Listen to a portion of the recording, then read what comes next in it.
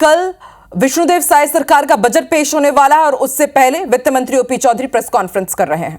हम इस वर्ष को मनाने जा रहे हैं और ये संयोग ही है कि एक तरफ पे छत्तीसगढ़ राज्य जयंती का भी वर्ष है और छत्तीसगढ़ के निर्माता श्रद्धेय अटल जी के जन्म जयंती का भी शताब्दी वर्ष है।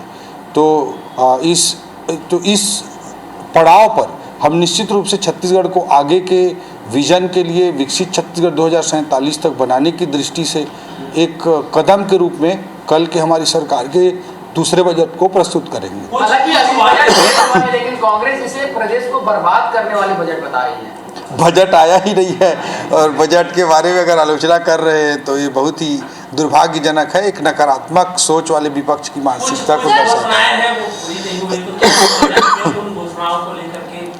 समाहित किया गया होगा ताकि जो घोषणाएं हैं वो पूरी हो सके। पिछले सवा साल में चाहे मैं किसान भाइयों की दृष्टि से बात करूं, 2 वर्ष के बोनस की बात करूं, 21 क्विंटल 3100 रुपये के भाव से धान खरीदी की बात करूं, प्रधानमंत्री आवास योजना की बात करूं, महतारी वंदन योजना की बात करूं, दीनदयाल उपाध्याय भूमिहीन मजदूर कृषि मजदूर योजना की बात करूं, रामलला दर्शन योजना की बात करूं, सभी पैमानों पर हमारी सरकार ने बहुत सफलतापूर्वक प्रदर्शन किया है और उसी का परिणाम एक मार्कशीट के रूप में, एक रिजल्ट के रूप में बार बार छत्तीसगढ़ की जनता ने हमारे मुख्यमंत्री जी के नेतृत्व में हमारी सरकार के कामों पर मुहर लगाई है।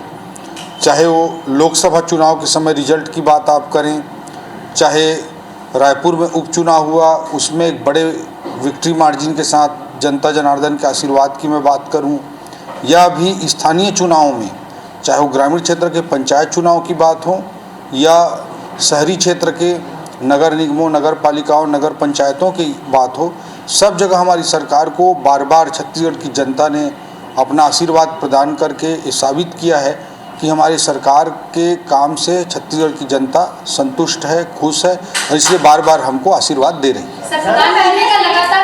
महिलाएं, तो क्या इस बार आपके बजट में कुछ अब उसके लिए कल का इंतजार करना पड़ेगा। धन्यवाद।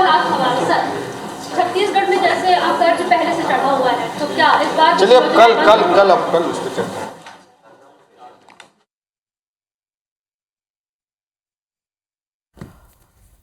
तो वित्त मंत्री ओपी चौधरी को आप सुन रहे हैं। उन्होंने बताया है कि जो छत्तीसगढ़ का बजट रहने वाला है समावेशी रहने वाला है, हर वर्ग को इससे कुछ ना कुछ जरूर मिलेगा। सबकी नजर टिकी हुई है कि आखिर कल जब साय सरकार का बजट पेश होगा तो उसमें आम जनता के साथ ही सभी वर्गों को क्या क्या उपहार मिलता है।